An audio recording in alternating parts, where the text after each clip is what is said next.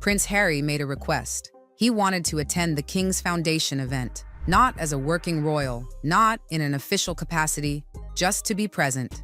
The response from Buckingham Palace came quickly. He was denied. There was no negotiation, no partial acceptance, no behind-the-scenes compromise. The answer was no, and that was the end of it. This wasn't a simple scheduling issue. It wasn't about logistics. According to multiple insiders, the decision came from the top. King Charles didn't just ignore the request, he made it clear the event would move forward without his youngest son. The message inside the palace was specific. Harry wasn't welcome. The King's Foundation is not a minor function. It's the flagship of Charles's charitable legacy, a polished, high-level gathering attended by senior royals, key donors, and public figures carefully selected to reflect the monarchy's values. Prince William was there. Queen Camilla was there. Several members of the extended royal family appeared. Even David Beckham and other high-profile figures made the guest list. Harry did not.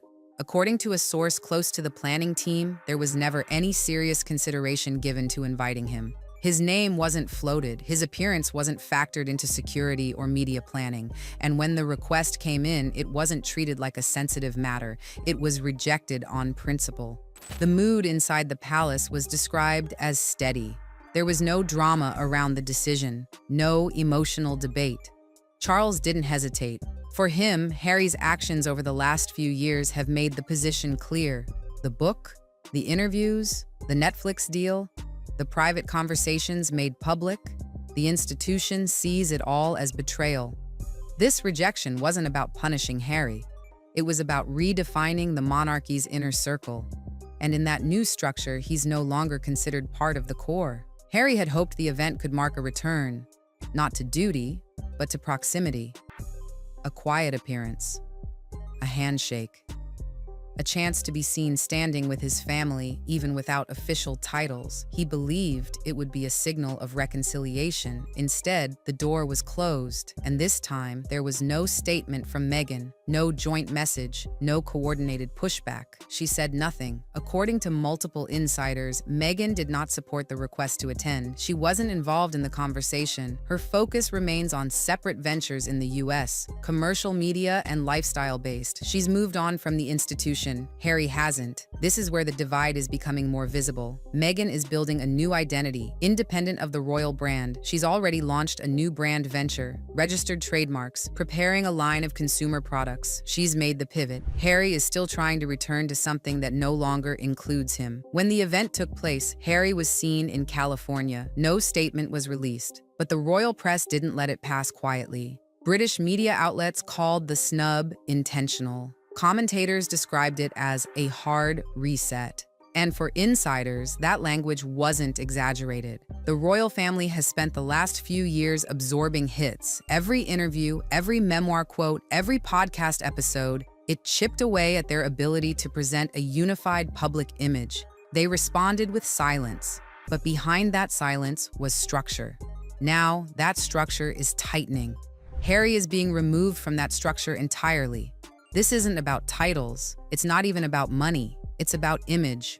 For Charles and William, protecting the monarchy means controlling the narrative. And Harry is no longer trusted to respect that control. The rejection from the foundation event is just one part of that larger process. There are reports that discussions have begun internally about what to do with the Duke and Duchess of Sussex's remaining titles. Nothing has been announced, but palace aides have confirmed that the conversation is on the table. If it happens, it will not be a dramatic revocation. It will be quiet, procedural, unreversible. There's also been a renewed emphasis on drawing a clear line between working royals and those outside the structure. In practical terms, that means no hybrid roles, no part-time appearances, no halfway participation. This decision was made at the highest level. It's not about personal emotion, it's about policy. The event was highly photographed. Media coverage was coordinated. The king delivered a speech. William met with donors. The entire gathering was designed to signal continuity. The fact that Harry was absent and not missed was deliberate. Within hours, the guest list was released. Media outlets noticed quickly. The king's younger son was not mentioned. There was no placeholder, no allusion, just a complete absence. Public reaction online was sharp. Many people criticized the exclusion, but just as many said it was overdue, that after everything Harry has said and written, he shouldn't expect open arms. Some said it was what he wanted, independence, and now he has it. But for Harry, this wasn't the result he expected. Sources close to him say he was deeply disappointed. He believed the king might use the foundation event to show unity, to send a signal of forgiveness. That didn't happen. What's even more difficult is that the foundation was built by Charles, but Harry had contributed to its earlier iterations. In the past, he'd attended events under the prince's trust. He had history with the organization. That history didn't matter this time. Security was also a factor. Harry's request reportedly included accommodations for protection if he were to attend. UK authorities denied the request. They cited standard policy. Non-working royals do not receive state-funded protection for private events. Harry argued that his profile made him a target. The response didn't change. This mirrors an ongoing legal battle between Harry and the Home Office. He has challenged the removal of his security privileges. So far, courts have sided with the government. That's part of the broader shift. Harry is being treated as a private citizen, not just by the public, by the institution itself. His titles remain, but the access is gone. Even media coverage has started to reflect the change. Once supportive commentators now question his strategy.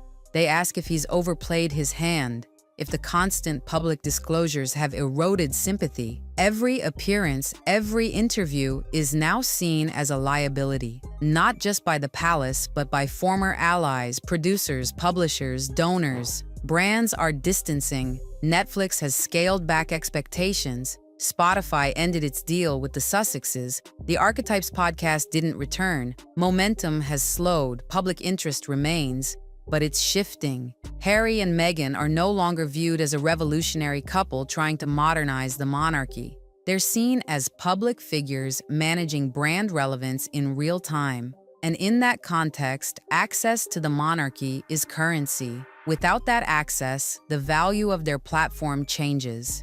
Inside the palace, that shift is intentional. It's not revenge, it's boundary setting. Charles doesn't want drama, he wants order. And for the monarchy to survive another generation, he believes that means containing the damage from within. William supports this position. He's made no secret of it. The two brothers haven't spoken meaningfully in months. Public interactions are cold, brief, or avoided entirely. William attended the foundation event with ease. There was no hesitation, no apology for Harry's absence.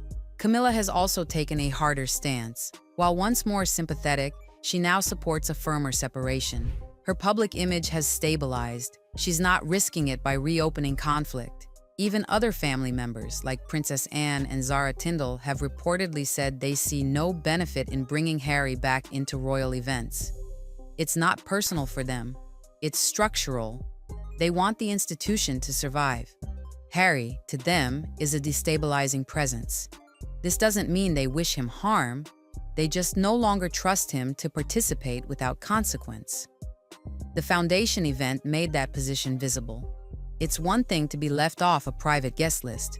It's another to be excluded from the king's most visible charitable platform. The event was public, polished, and carefully broadcast. And Harry wasn't even mentioned. That silence was the message. And now the consequences are setting in. With no royal presence, Harry's visibility depends entirely on media interest, on commercial deals, on public sympathy.